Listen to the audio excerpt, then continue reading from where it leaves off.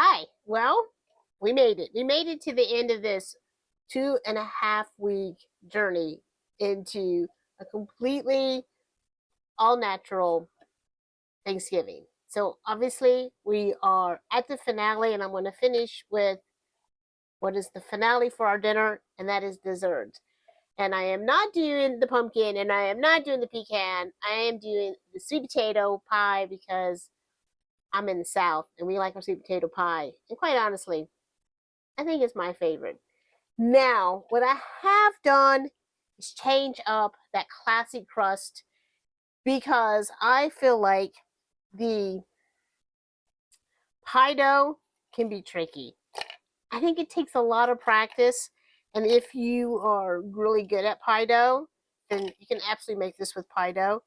But making a batch of ginger snaps is way easier than trying to make a pie dough. It seems like it should be really simple, right?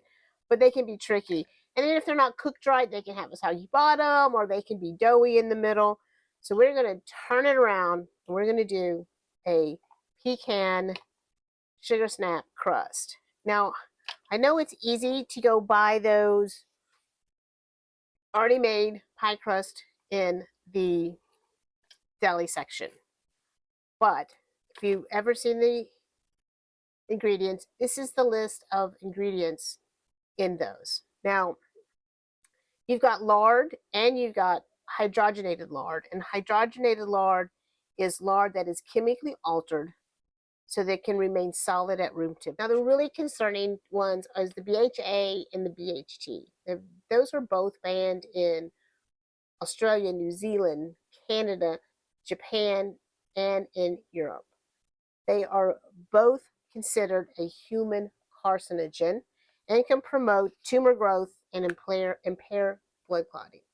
So I don't think it's worth the ease of just buying one and unwrapping it to have that. And again, this is our all natural, no chemicals. So that means we pretty much have to make everything ourselves. So we're going to make this pecan crust. This pecan ginger snap crust. And if you don't want the pecans, if you have nut allergies, just leave them out and increase your ginger snaps by half a cup. Now, I just made these this morning.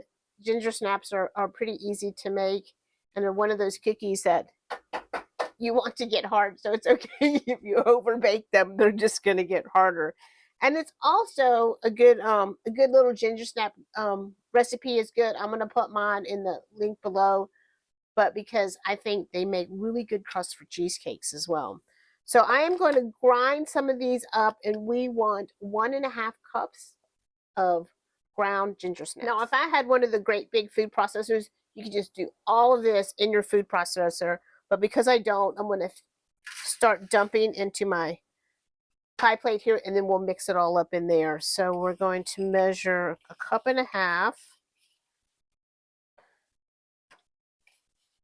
And that looks like almost perfection.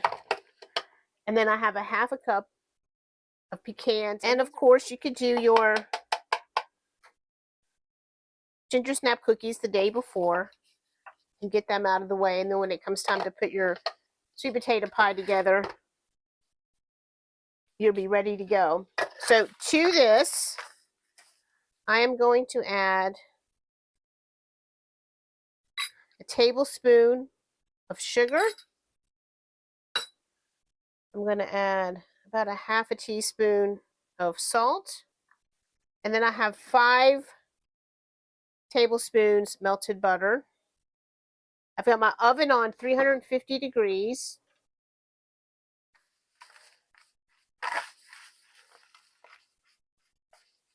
And then we're going to just mix all this up and press it down. And we're going to pre-bake this for about 10 minutes. So I want to push it up the sides. So I do have some thin spots here. So I am going to add a little more butter and a little more ginger snaps. I keep wanting to say graham crackers, but they're not. So if I say graham crackers, just know I mean ginger. So now I'm going to add, this is a heaping 1/2 cup, but I think that's okay. I think we're going to be able to utilize that. And I'm just melting just a little bit of butter And I think I will probably say in the recipe, in the written recipe, to do 2 cups of the ginger snaps instead of a cup and a half. So here we go again. And now we're going to do that again. Yeah, this feels better. It feels like more. So come up our sides. So I'm just going to finish this off by just using this to roll all around and pushing this down, making it really, really tight.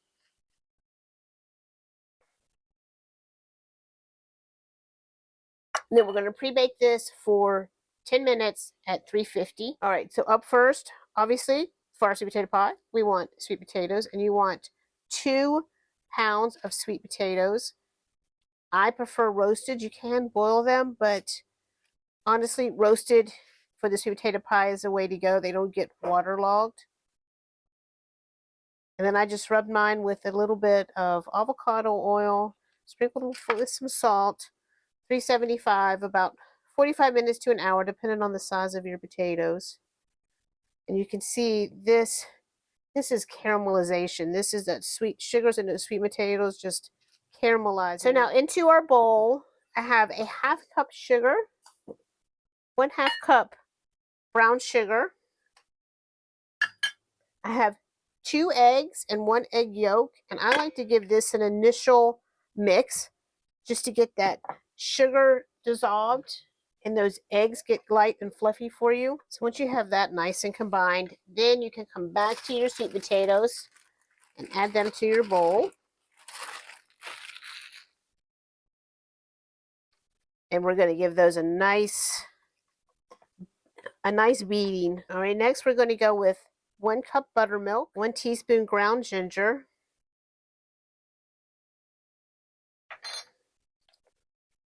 3/4 teaspoon ground cinnamon,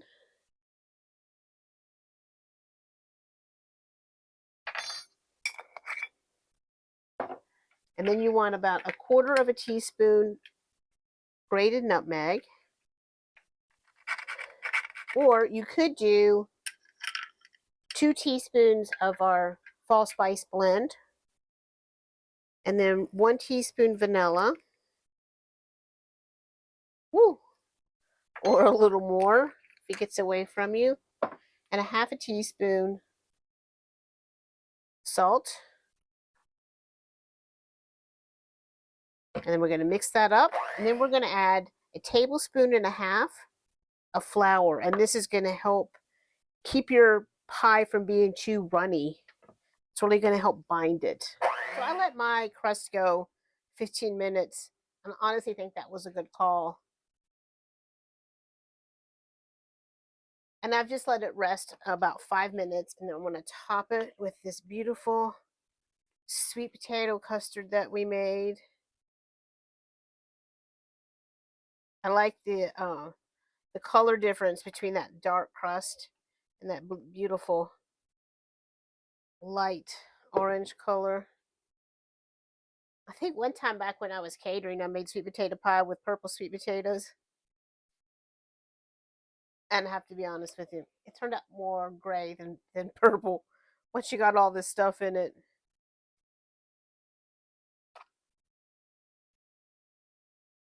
Now I have just a little bit left, but I don't really want to overdo this. It's just going to kind of pop up. Maybe just a little. But you could, if you had some left, just put that in a ramekin and bake it separately. And just have like a crustless little individual sweet potato pie. Now we're going into the oven, 350 for at least an hour. So we are 1 hour in, and I'm going to call her done. So you want to make sure that when you shake it, it's not jiggly, especially in the center. Make sure it's not jiggling on you.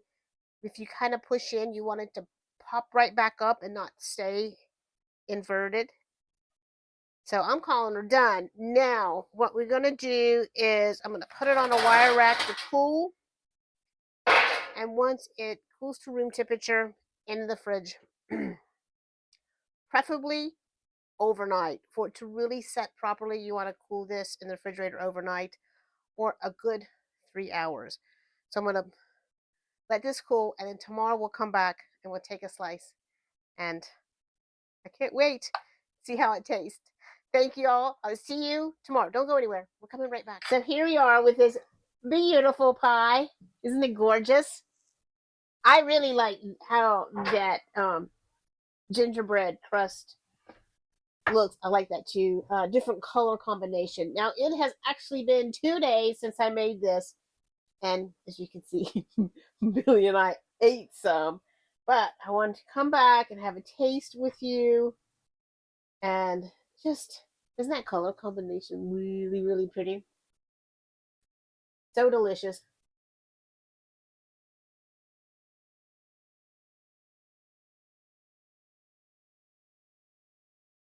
Creamy, smooth, not overly sweet, nicely spiced, really good. And then, of course, we have some whipped cream, and I just wanted to show you that. Don't mind that noise if you hear it. I just wanted to say, if you did not watch the video for mascarpone whipped cream, and the reason we make the mascarpone whipped cream is because it stabilizes it. This is the whipped cream that I made for that video 4 days ago. That's how well that whipped cream holds up. So make your own homemade mascarpone whipped cream and forget about that chemical in the freezer section. It still tastes good. I'm going to get a little bit of both. Now, I just want to thank everybody that has stuck it out with me through this 2 weeks of Thanksgiving.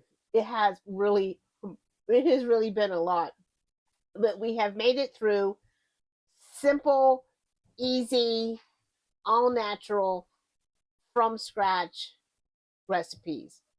Sure, some things are basic, but that's okay, because that's a great jumping off point for everybody to say no to the artificial flavors and preservatives and chemicals and make it all natural. And hey, change it up. Add a sweet potato pie. Just put it out on the table. Let people think it's pumpkin, and then when they eat it, they'll let you know if they like it or not. So I'm gonna get eating mine. Thank you, everybody, for all the support and the shares and the loves and the comments and everything. From the bottom of my heart, love you. Have a fantastic Thanksgiving, everybody. And until I see you again, safe cruising.